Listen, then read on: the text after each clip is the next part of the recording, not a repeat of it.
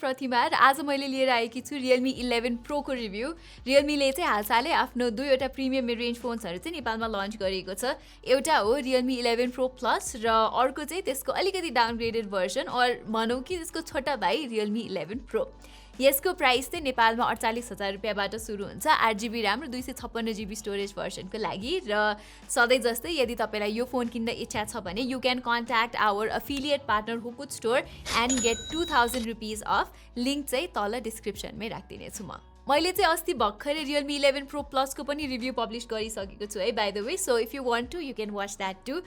मैले अघि नै भने जस्तै Realme 11 Pro चाहिँ Realme 11 Pro Plus को हल्का डाउनग्रेडेड भर्जन हो, तर मोस्ट स्पेक्स चाहिँ यी दुई फोनको उस्तै नै छ। जस्तै बोथ Realme 11 Pro र Pro Plus मा चाहिँ एउटै चिपसेट छ, ब्याट्री क्यापेसिटी पनि एउटै हो भने डिस्प्ले र डिजाइन पनि उही नै छ।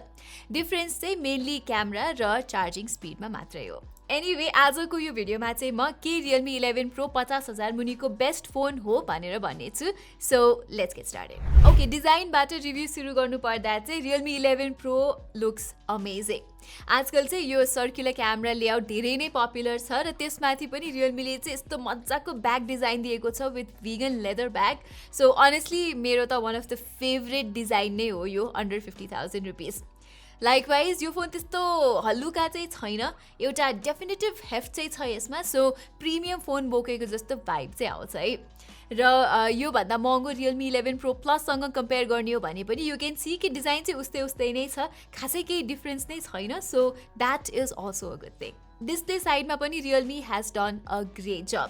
यहाँ तपाईले अलमोस्ट फ्ल्यागशिप लेभलको नै स्क्रिन भेटाउनुहुन्छ। इनफ्याक्ट Realme 11 Pro Plus र यसको डिस्प्ले क्वालिटी सेम नै हो के।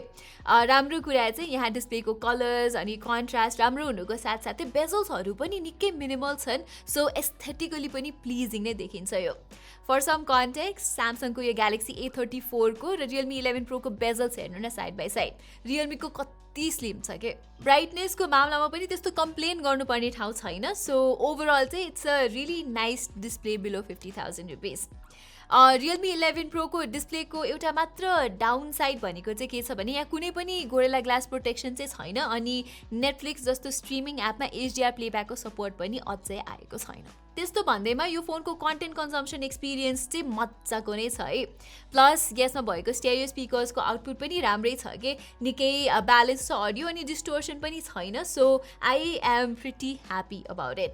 एउटा कुरा जुन चाहिँ Realme-ले Pro Plus-बाट डाउनग्रेड गरेको छ त्यो चाहिँ ह्याप्टिक फिडब्याक हो। यो फोनको भाइब्रेसन मोटर चाहिँ खासै राम्रो छैन, एकदमै सफ्ट टाइपको छ। सो फोनसँग इन्टरेक्ट गर्दा चाहिँ अलि मजा आउँदैन। एनीवे अब यो फोनको कमजोरीको कुरा गर्दाखेरि मैले एक्सपेक्ट गरेको जतिको क्यामेरा पर्फर्मेन्स पनि मैले यहाँबाट पाइनँ। यहाँ चाहिँ Realme-ले 100 मेगापिक्सलको प्राइमेरी क्यामेरा दिएको छ भने for some reason ultra wide angle camera चाहिँ यहाँ मिसिङ छ अनि अर्को त्यो 2 मेगापिक्सलको म्याक्रो लेन्सको त के कुरा गर्नु, इट्स प्रिटी मच युजलेस नै। क्यामेरा क्वालिटीको कुरा गर्नु पर्दाखेरि चाहिँ धेरै जसो समयमा चाहिँ यसले राम्रै फोटोहरू खिच्छ तर अलि इन्कन्सिस्टेन्ट चाहिँ छ। कहिलेकाहीँ कलर्स र डाइनामिक रेन्जलाई चाहिँ मेसअप गरिदिन्छ यसले। Realme फोनहरूले चाहिँ सधैँ नै अलिकति पन्ची आउटपुट नै निकाल्छ तर कहिलेकाहीँ चाहिँ Realme 11 Pro को आउटपुट अति नै स्याचुरेटेड आउँछ। नाइट टाइममा पनि धेरै जसो टाइम चाहिँ अलिकति नोइजी छ फोटोहरू, which should not be the case at least 100 मेगापिक्सलको सेन्सरबाट। तर फेरि यसमा चाहिँ ओम्निभिजन सेन्सर भएर यस्तो भएको हो जस्तो लाग्छ मलाई चाहिँ। ह्युमन सब्जेक्ट्सलाई चाहिँ ठिकै तरिकाले ह्यान्डल गर्छ है यसले। एनीवे भिडियोजको कुरामा चाहिँ यो फोनले 4K 30 FPS सम्म खिच्न सक्छ तर फुटेजेसहरूमा त्यस्तो राम्रो स्टेबिलाइजेसन चाहिँ छैन। जे होस् यो फोनबाट स्टेबल भिडियो खिच्न चाहिँ तपाईँले 1080p 30 FPS रेजोल्युसनमा मात्र सक्नुहुन्छ। सो यो फोनको क्यामेरा पर्फर्मेन्सलाई समराइज गर्नु पर्दा नराम्रो चाहिँ छैन, इट्स गुड इनफ तर अझै बेटर हुन सक्थ्यो भन्ने मात्रै हो। कन्सिस्टेन्सी चाहिँ मिसिङ छ कि कहिले राम्रो फोटो निकाल्छ कहिलेकाहीँ चाहिँ फेरि राम्रो हुँदैन। इन कम्पेरिजन यही प्राइस रेन्जमा तपाईँले Galaxy A34बाट बेटर फोटो र भिडियो क्वालिटी चाहिँ पाउन सक्नुहुन्छ। ओके, अब चाहिँ पर्फर्मेन्सको कुरा गरौँ है त। र यो एस्पेक्टमा चाहिँ मलाई त्यति धेरै कम्प्लेन चाहिँ छैन। यहाँ चाहिँ वी गेट मिडियाटेकको डायमेन्सिटी 7050 चिपसेट र 8GB DDR4X ऱ्याम, जसले चाहिँ नर्मल एभ्रिडे युजदेखि लिएर क्याजुअल गेमिङ राम्रैसँग धार्न सक्छ। तपाईँले थाहा पाउनुपर्ने एउटा कुरा चाहिँ डायमेन्सिटी 7050 भनेको पहिला रियलमी 10 प्रो प्लसमा युज भएको डायमेन्सिटी 1080 चिपसेटकै रिब्रान्डेड भर्सन हो। सो मैले टेस्ट गर्दाखेरि त्यो फोन र यो फोनको बिचमा पर्फर्मेन्स डिफरेन्स नै पाइनँ। रेगुलर काम गर्दा त भइहाल्यो, गेम खेल्दा पनि आउने FPS रिजल्ट्स र स्टेबिलिटी चाहिँ उस्तै नै छ।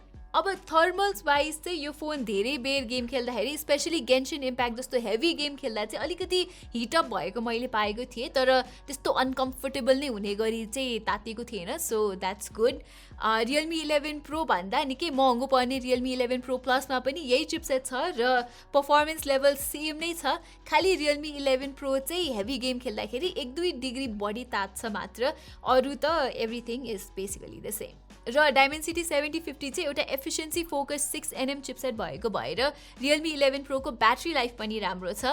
लगभग 7 घन्टाको स्क्रिन अन टाइम त दिन्छ हेभी युसेजमा यो फोनले मजासँगले, विच मिन्स कि फुल एक दिनको ब्याकअप चाहिँ तपाईँहरूले यसबाट पाउन सक्नुहुन्छ।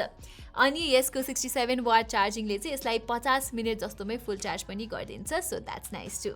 लास्टली सफ्टवेयरको कुरा गर्नुपर्दा रियलमी 11 प्रोमा चाहिँ एन्ड्रोइड 13 आउँछ आउट अफ द बक्स र for the most part Realme UI चाहिँ निकै सिम्पल टु युज नै छ। खालि एउटा चित्त नबुझ्ने कुरा भनेको चाहिँ यहाँ टन्नै ब्लोटवेयर एप्सहरू आउँछ। हुन त मोस्ट अफ देमलाई अनइन्स्टल चाहिँ गर्न मिल्छ, तर त्यही पनि कुनै कुनैलाई चाहिँ डिसेबल समेत गर्न मिल्दैन र कहिलेकाहीँ नोटिफिकेसन्सहरू पनि पठाएर आउँछ। ओके, सो 50,000को प्राइसमा ओभरअलमा चाहिँ रियलमीको यो 11 प्रो राम्रै अप्सन लाग्यो मलाई। यहाँ चाहिँ डिस्प्लेदेखि लिएर डिजाइन, पर्फर्मेन्स, ब्याट्री लाइफ सबै राम्रो नै छ। त्यही हो, क्यामेरा चाहिँ अलिकति कन्सिस्टेन्ट छैन, तर त्यस्तो नराम्रो नै चाहिँ भन्दिनँ म।